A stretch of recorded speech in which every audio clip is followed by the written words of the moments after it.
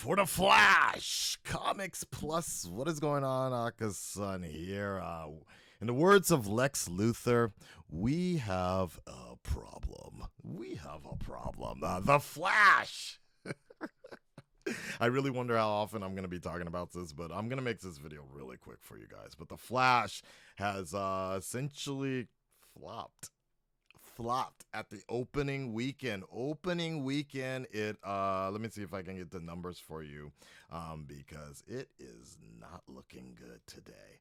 Let me go ahead and get those numbers for you. It looks like originally the Flash was predicted to open at what, 70 million or so domestic here. 70 million domestic, but it actually has come in here at, and then they were saying 60 million. And now it looks like the official numbers are in, and it looks like the Flash has opened here at 50 million. 50 million, 55 million. Okay. Not, okay. No, actually, sorry. Yeah, it was a 55 million 3-day opening weekend here with a cinema score of B. It got a B. It got a disastrous B. I don't even know what the cinema score thing is. But on top of that, internationally, overseas, the Flash actually did a disastrous run at 75 million, 68 markets here. That's versus Black Adam, 65 million, 75. I'm sorry, 75 million. So Black Adam actually made more. Let's put that into your heads real quick. Black Adam. I mean, they had lots of market. I mean, The Rock marketed that like crazy. Black Adam has made more opening weekend than The Flash. Now, we can point fingers all we want, right? There's a lot of different reasons there, a lot of different disastrous reasons why the Flash has had such a bad opening. You know, some people were saying that it was going to do 150 million. I don't think so. I really don't think so. I mean, so there's a few options. Look, one, why do you think the Flash did not do as well? One, James Gunn's plan for the DC. Did James Gunn sort of like shoot off things a little too early? Possibly. You know, the fact that he kind of announced that, look, in the ways some people look at it, all of this doesn't matter, right? And I remember hearing this right after the James Gunn announcement, after he announced the slate for what he's doing and for the new DCU, right? I remember people kept on saying, what's the point then? What's the point of the Flash, right? What's the point of watching Aquaman? What's the point of watching Blue Beetle, right? Anything that has actually come out. I saw a good comparison in the fact that it's the X-Men. The X-Men, what was it called? Not Apocalypse. The Phoenix Saga. The Phoenix Saga was New Mutants is another one. The Phoenix Saga was released after Marvel essentially had acquired the X-Men, or the MCU eventually will be coming to the X-Men, and you know the story, right? People were just like, what's the point? These guys are going to get ridden out anyways. The story is not over. I disagree with that. I still, there's plenty of comic books with different stories, with the familiar characters that we all love, right? So I don't think that's a big example. Ezra Miller's actions, I think by far, that's got to be the biggest one, in my opinion. The Ezra Miller controversy, I think that's something that cannot be ignored, because that's something that we have been discussing over the years. Even if now, internationally, I was really wondering about that, but a good example is just to look at Harry Potter as well. The Harry Potter franchise, or the Fantastic Beast franchise as well. That was deeply affected by Ezra Miller's controversy. Granted, that movie itself was not doing well to begin with, for other reasons, so there's something to take account into that. The multiverse fatigue, I don't think so. I don't think multiverse fatigue is a big, if anything, that should be the biggest selling point right now. Look at Everything Everywhere All at Once, and of course, the Spider Verse, even Sonic Prime or Sonic, I think it was Sonic Prime is doing a whole multiverse story. I don't think that's as big of that's definitely not a turnoff.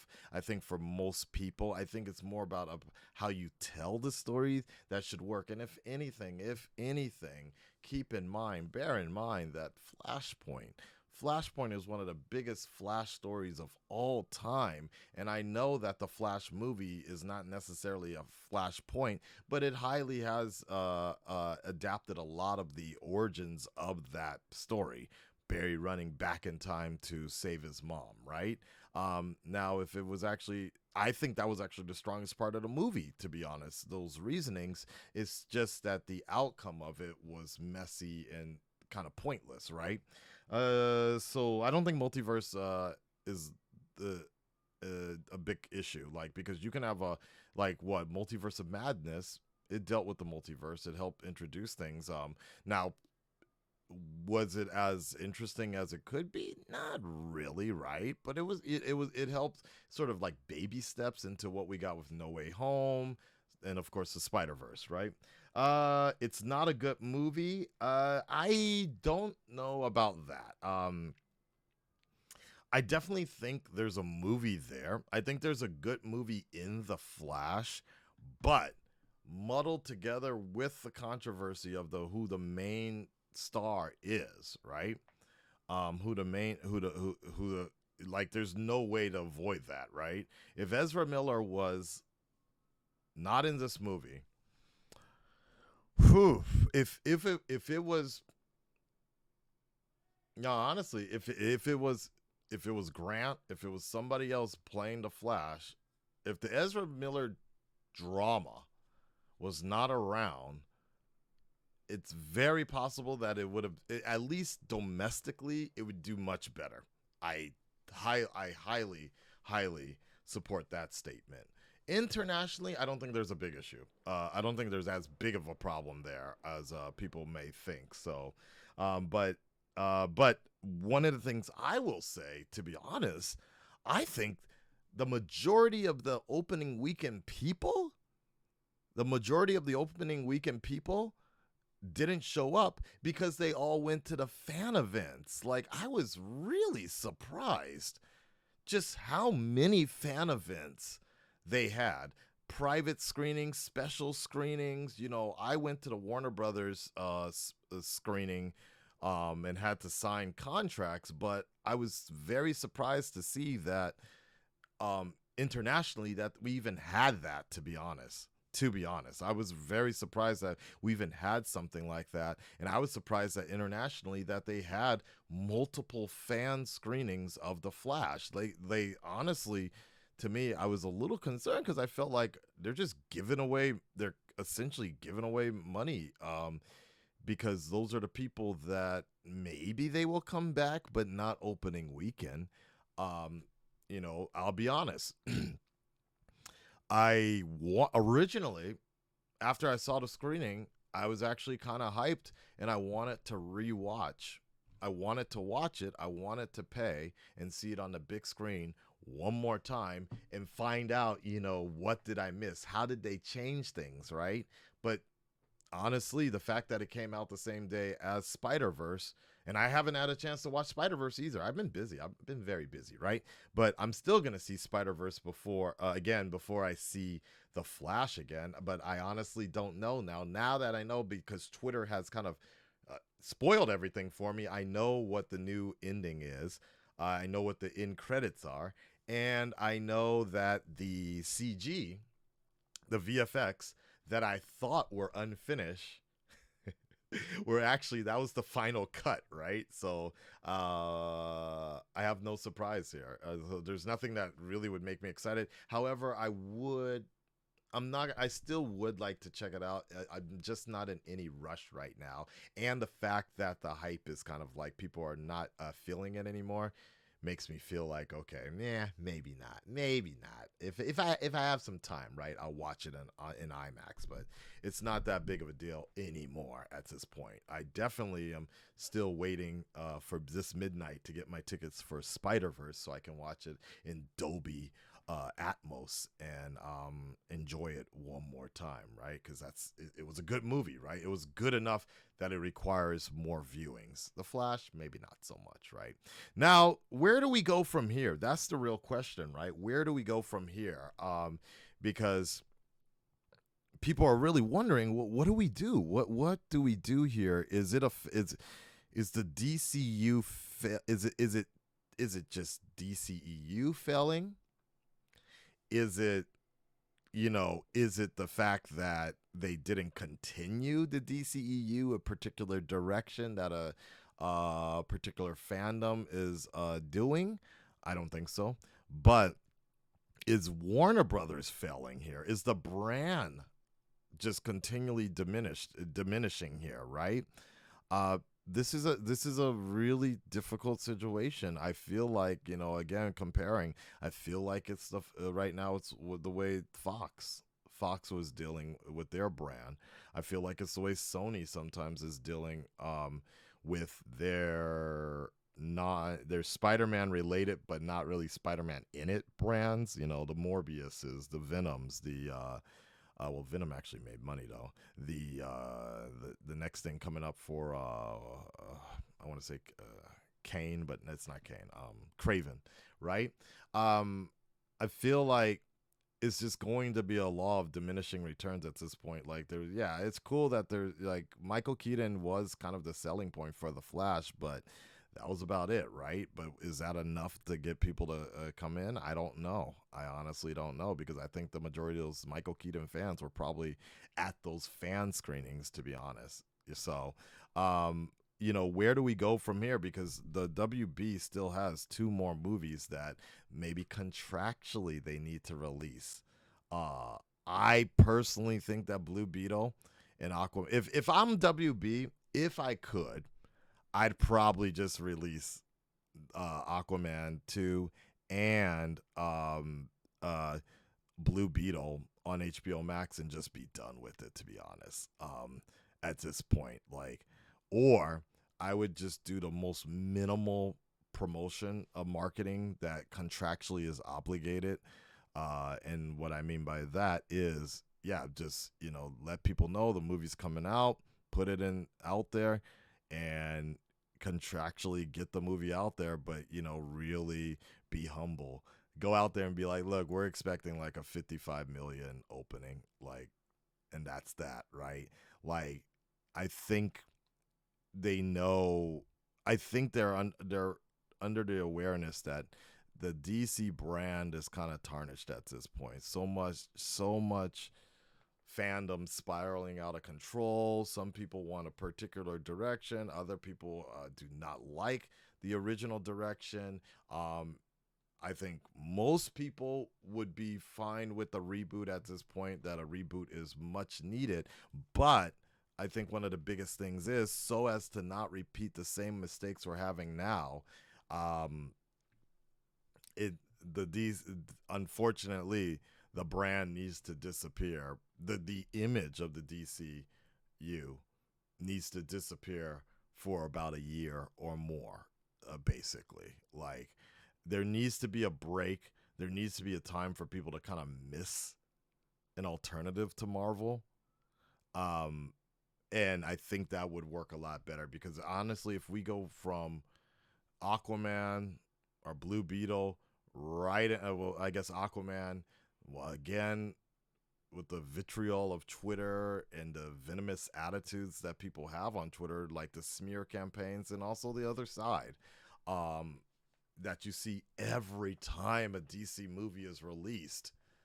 If you want a good example, just look at Twitter when Spider-Verse came out versus when The Flash comes out, and it's just nastiness, right? At this point, and just people just making up stuff about Ezra Miller putting babies, or the Flash putting babies into microwaves, uploading bad versions of the handy cams, and talking about the VFX, things like that. Anyways, so I guess my point is, it's like every time we're gonna get that. Hopefully Blue Beetle will be away from that, but definitely Aquaman is gonna be feeling that as well.